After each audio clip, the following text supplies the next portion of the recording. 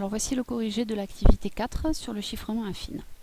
Il s'agissait d'abord de réaliser un codage à l'aide du tableur. Bon, ce codage était guidé, puis on en avait déjà fait. Alors, juste le principe du codage affine, du chiffrement affine, du codage affine, quel est-il? Eh bien, c'est le suivant. Si on prend X, une lettre à coder, on prend X, on appelle ça son rang de chiffrement, en fait, dans l'alphabet.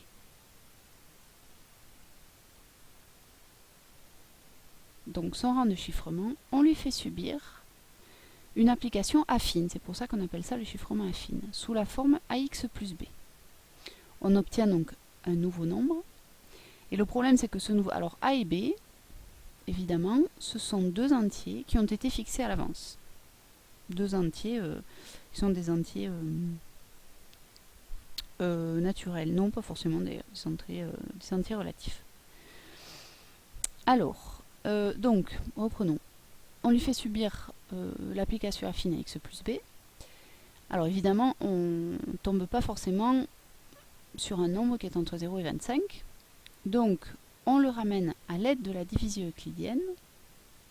On lui fait subir la division euclidienne par 26. C'est-à-dire, on écrit que c'est 26 fois q plus un reste, et ce reste, on l'appelle r de x. Et ce qui est important, c'est que ce reste r de x, il est forcément compris entre 0 et 25.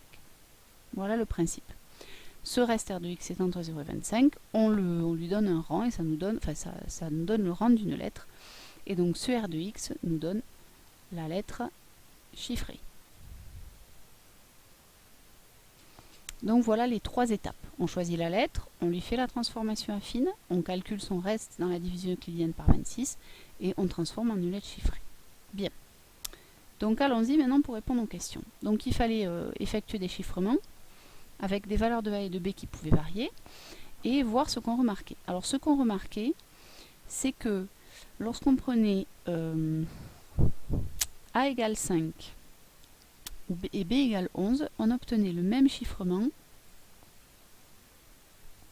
On obtenait le même chiffrement avec A égale 5 et B égale 11 qu'avec A égale 31 et B égale 11.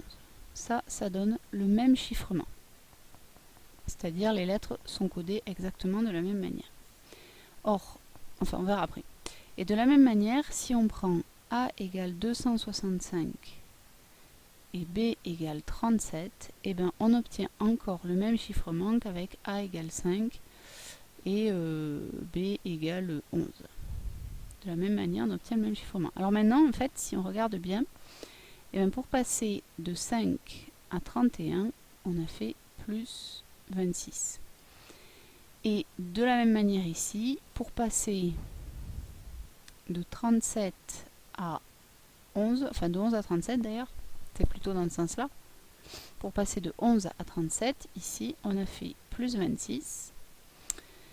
Et ici, pour passer de 5 à 265, on a fait plus 260, c'est-à-dire plus 10 fois 26. Autrement dit, il semble que lorsqu'on passe d'une valeur de A et qu'on lui ajoute un multiple de 26, on obtient le même chiffrement. Et si on fait la même chose, si on remplace B par un multiple de 26, si on remplace B et qu'on lui ajoute un multiple de 26, eh bien on retombe encore sur le même chiffrement. Bon, mais c'est ce qu'on demande de démontrer à la question 2. Donc dans la question 2, on appelle A, B un chiffrement, une clé de chiffrement, A et B. Oui, les nombres A et B sont appelés les clés du chiffrement. A' et B', on prend une autre clé de chiffrement, et on va montrer que si 26 divise la différence A moins A' et également la différence B moins B', alors les chiffrements sont les mêmes. Alors voilà comment on procède. Donc on va supposer qu'on a un premier chiffrement, une couleur. Donc on a un premier chiffrement, donc on a AX plus B, que l'on écrit sous la forme 26 fois Q plus R de X, avec R de X entre 0 et 25. Évidemment Q il est dans Z, peu importe. Et ensuite on va appliquer un deuxième chiffrement avec une autre clé. A'X plus B', dont on va aussi faire la division euclidienne par 26 pour obtenir un nouveau reste. 26 fois, alors Q', il n'y a aucune raison que ça soit le même quotient, a priori, plus il n'y a non plus aucune raison que ça soit le même reste. R' de X avec 0, qui encadre R' avec 25. Et Q', par exemple, pareil, pardon, ça appartient à Z. Bien. Alors maintenant, il va nous falloir faire apparaître la différence A moins A' et B moins B'. Alors le meilleur moyen de faire ça, eh bien, c'est de faire la différence entre ces deux lignes.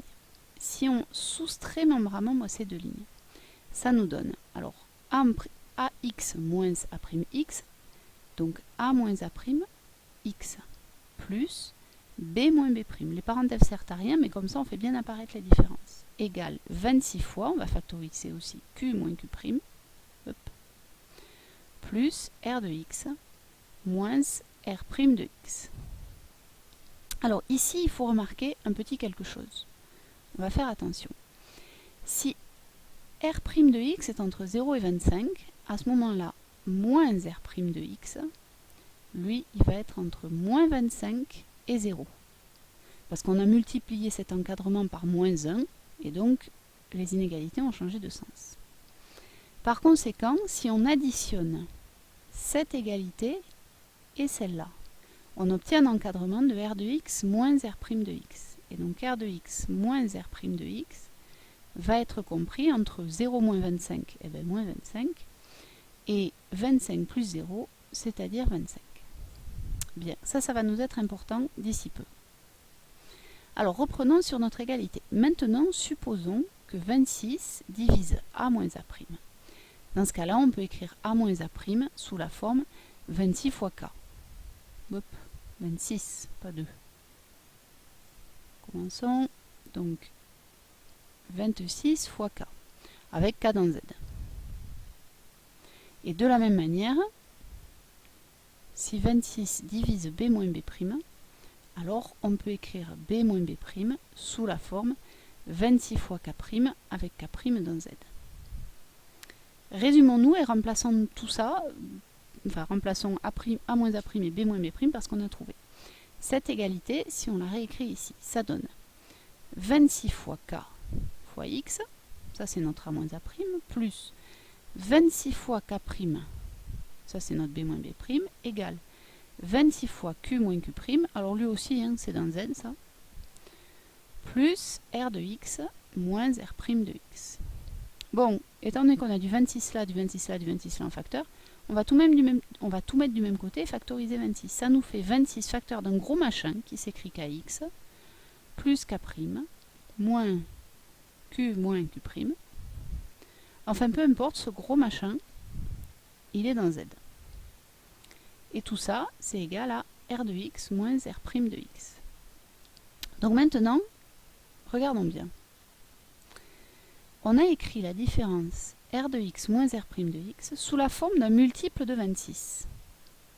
Oui, mais, souvenons-nous, R de X moins R' de X, c'est entre moins 25 et 25.